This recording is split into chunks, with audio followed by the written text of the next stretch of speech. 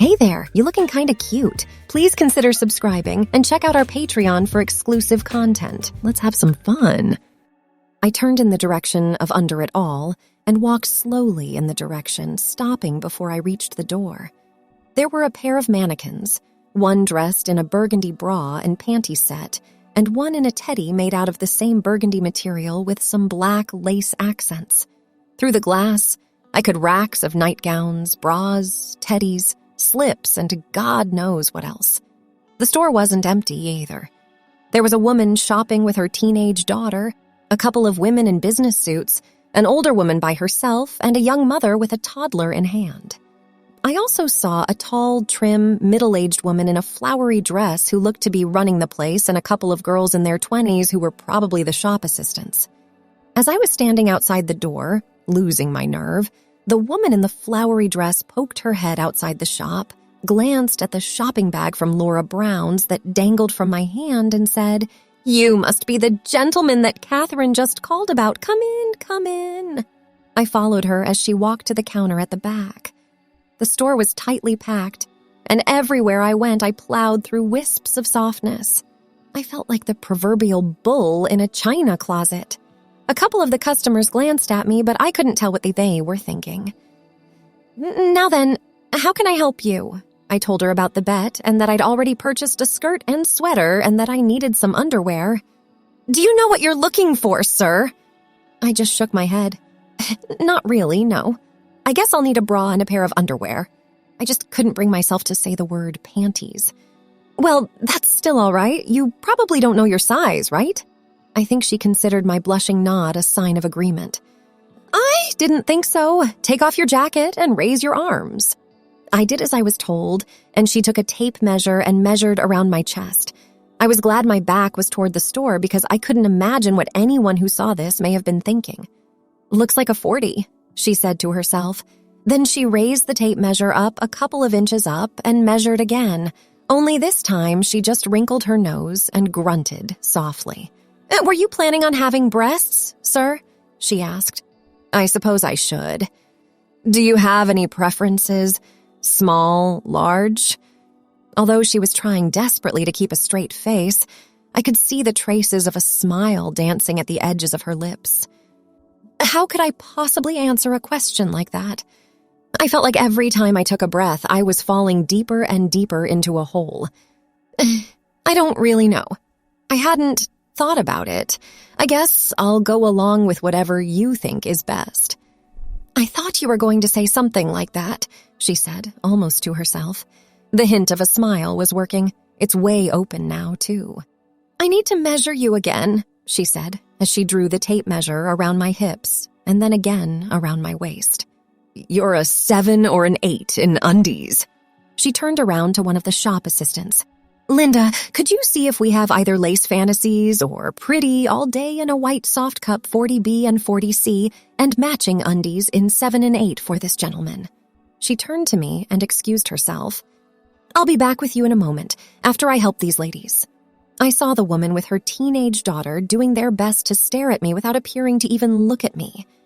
I looked around for a hole I could drop into. After a couple of minutes, Linda tapped me on the shoulder and spilled an armload of white lace on the counter, arranging it for me. I couldn't find a 40B in the styles Andrea asked me for, but I picked a few other things out. "These are really pretty," she said as she arranged one of the bras over one of the undies. She was right, they were. The undies had a delicate stretch lace V pattern in the front that was repeated around the legs. The bra had a matching pattern on the top half of the cups, and I deliciously imagined Carol in an outfit like this. Linda smiled sweetly and said, "I'm sure whoever you're giving these to is going to love them, and—" At that point, Andrea returned, picked up the undies, and held them in front of my pants to gauge the size. I could see Linda blush a bit and stifle a giggle. "I still can't tell." She picked up the other pair of the same style in a different style and held those up as well, then shook her head. "Well, anyway, you'll need to try this on to check the size." She handed me the bra and started to steer me to the dressing room. Well, this was going just a bit too far, I thought. It was bad enough that I was going to wear a bra with my wife in the privacy of my own home, but in a store, in a mall, no way. I started to object, but Andrea would have none of it. "Don't be silly. The dressing room is private. Use that one on the right," she said, as she pushed me towards it with the bra in my hand. I closed the door behind me and took off my shirt and undershirt. I slipped my arms through the straps, as I'd seen Carol do 1,000 times, but I was darned if I could reach behind me to hook it up. As I struggled, I heard Andrea explain to Linda what was going on. "That's so cute," I heard Linda squeal. "So he's already got, like, a skirt and stuff?" I didn't hear Andrea's reply, but Linda must have approved. "Oh, wow, that's so neat." I decided to cheat. I took the bra off, then turned it around so the hooks were in front of me. I hooked it up, then twisted it back the right way and started to try to get my arms inside the straps again. You know, though, Andrea, if he's going to wear tights, how did she know that?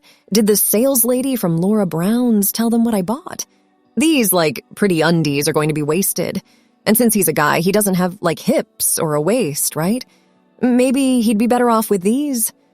I wish I knew what Linda was showing her, but I was having a devil of a time on my own. "I think you're right, Linda. These probably would work better. I wonder if he's having a problem in there."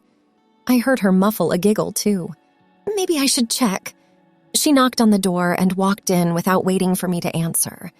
"Oh my, you seem to be having some difficulty. Here, let me show you.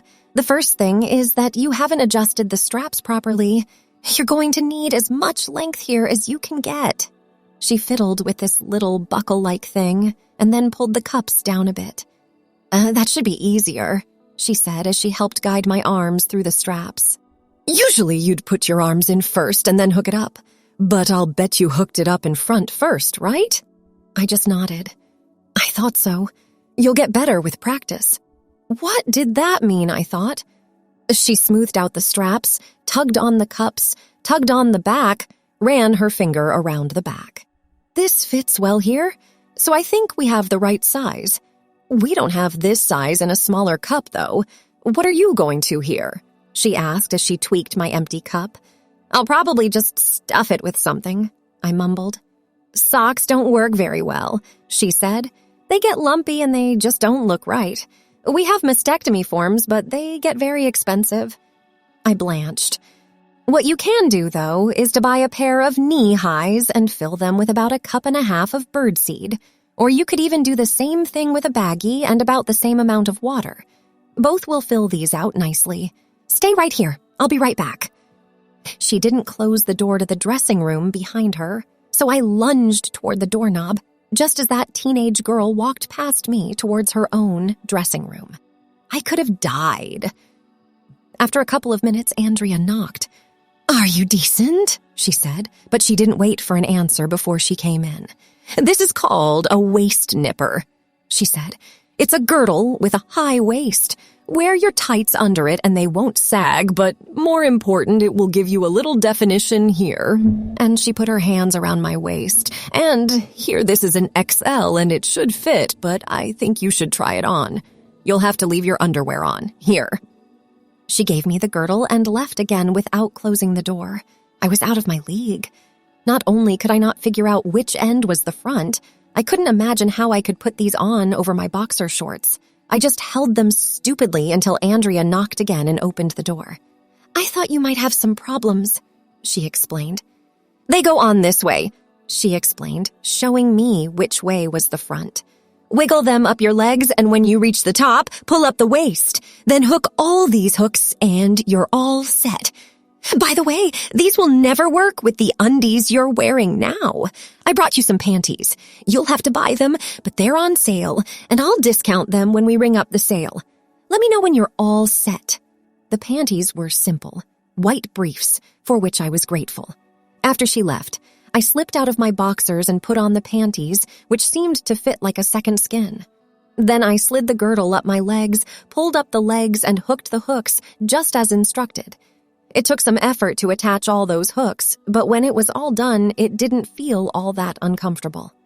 In fact, I was more than a little excited, and I'm not sure that this wasn't obvious when Andrea came back into the dressing room, this time without knocking. "I think this is just about perfect," she exclaimed, as she tugged a little on the legs and then ran her fingers around the top band.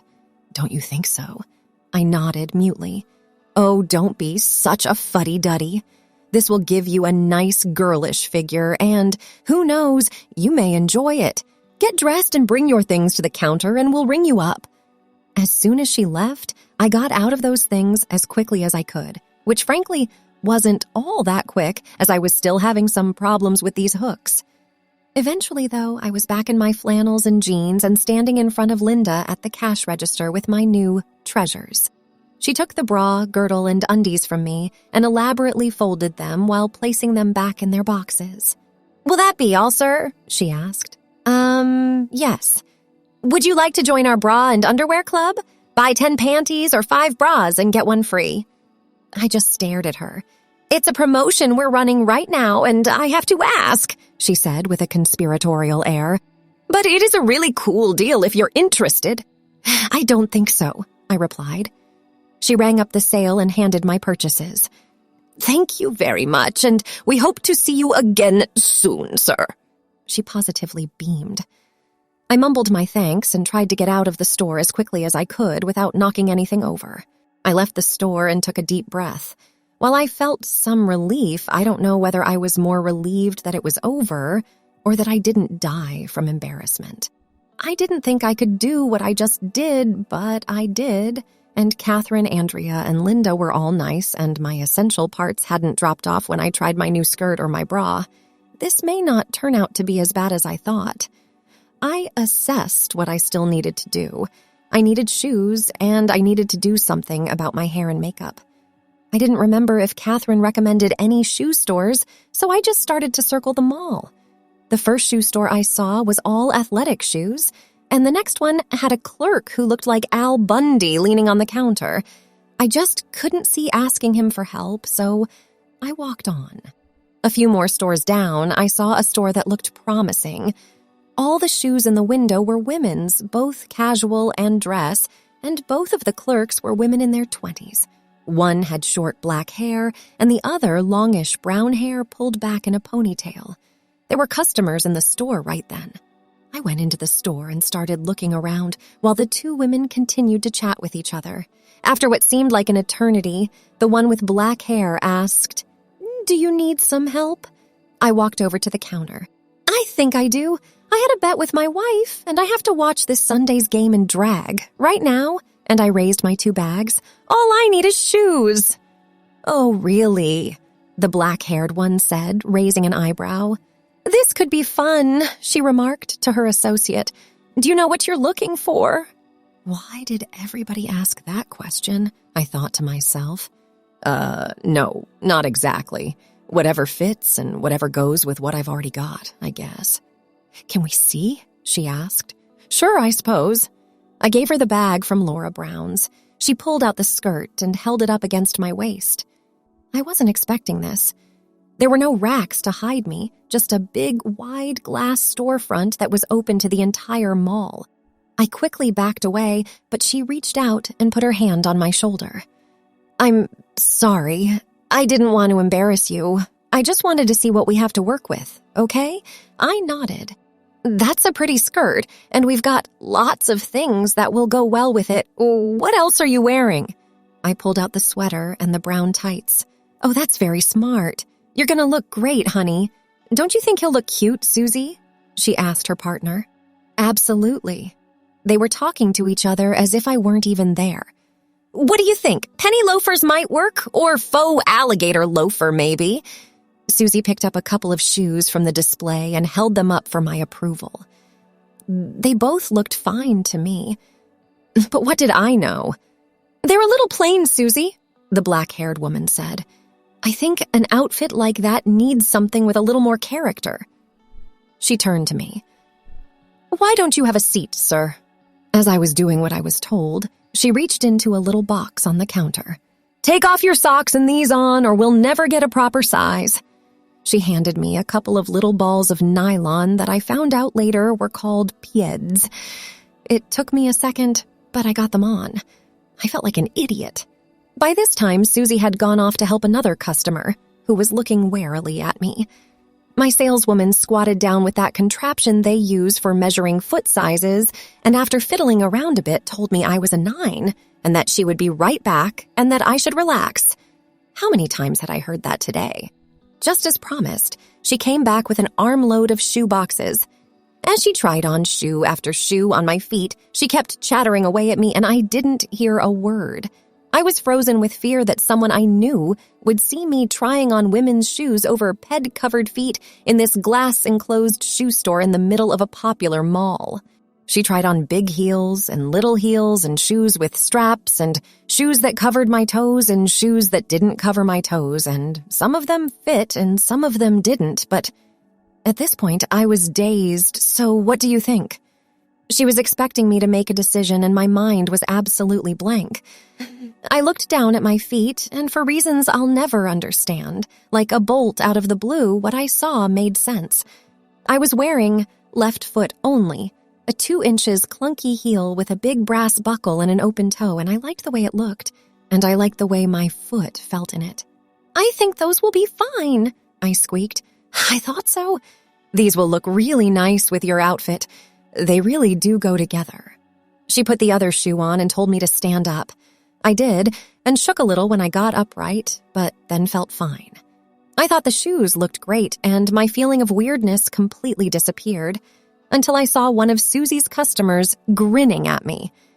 I sat down in a hurry, and my black-haired saleswoman smiled and said, "Don't worry about anything. You'll never see her again, and besides, you've chosen a really great pair of shoes." She took off the shoes and put them back in the box and headed back towards the register. I couldn't figure out what to do with the pieds, so I put my socks on over them and followed her. After she rang up the sale, she asked, "Will there be anything else?" "Oops, sorry. Force of habit." Took my credit card and finished up. I thanked her, and as I was leaving, she gave me a wide smile and told me to have a real good time, okay? By the way, we'd love to have a picture if you're okay with that. I must have blushed a dozen shades of crimson as I walked out, but to tell the truth, I wasn't sure if I was blushing because I was embarrassed or because I was beginning to realize that I was starting to like the idea of what I was doing. The last thing on my list was hair and makeup. I knew that if I went into the local drugstore and bought a bunch of stuff and did it myself, that I'd look more like Bozo the clown than anything else. But I had no idea of what else to do. I knew I needed help, but a beauty salon. The idea seemed ridiculous, but having already tried on a skirt, a bra, and 3 inches heels, how much more ridiculous could I get? Thanks for watching. Check out Patreon if you want to have early access to the other parts. If not, it will be online in a couple of days.